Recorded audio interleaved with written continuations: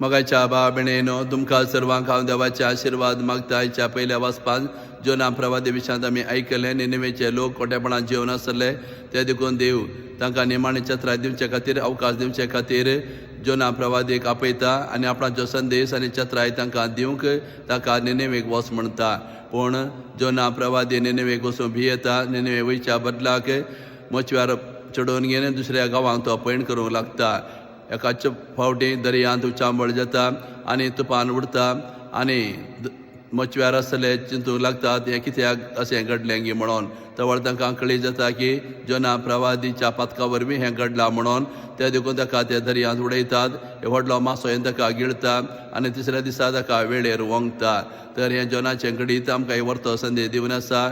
वय देवान आमकां संवसारांत दवरलां बरें जिवीत जिवच्याक. खोटेपणान आमी जेल्यार देव वगेर रावना. बगर आमकां चत्राय दिता, आमकां अवकाश दिता आमचें खोटेपण आमी सांडून बरे व्यक्ती जावच्याक. तशें देव आमकां विविध मनशां धाडटा आमकां खोटेपणांतलें भायर हाडच्याक, आमकां बरी वाट आमकां दाखोवच्याक.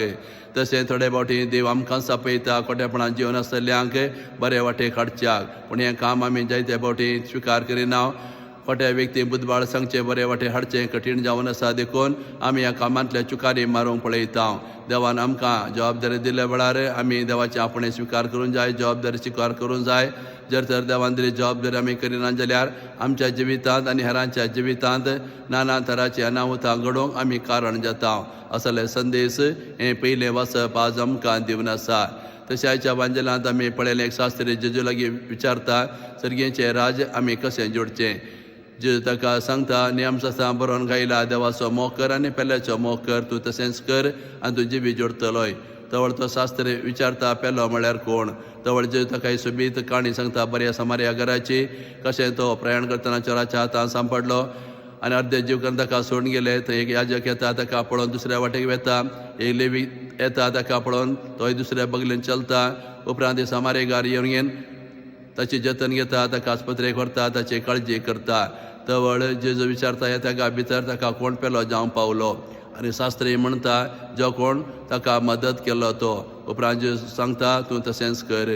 वयस आसण्याचें जिवीत जोडोवंक देवाचो आनी पेल्याचो मोग आमी करूं जाय म्हणून देवान आमकां पयलेंच कळीत केला. वय देवाचो मोग करचें सुलभ पूण पेल्याचो मोग करचें कठीण जावन आसा. आनी पेल्याचो मोग आमी उतरांनी करचो न्हय बगर आमी तो करण्यांनी आमी दाखोवंक जाय.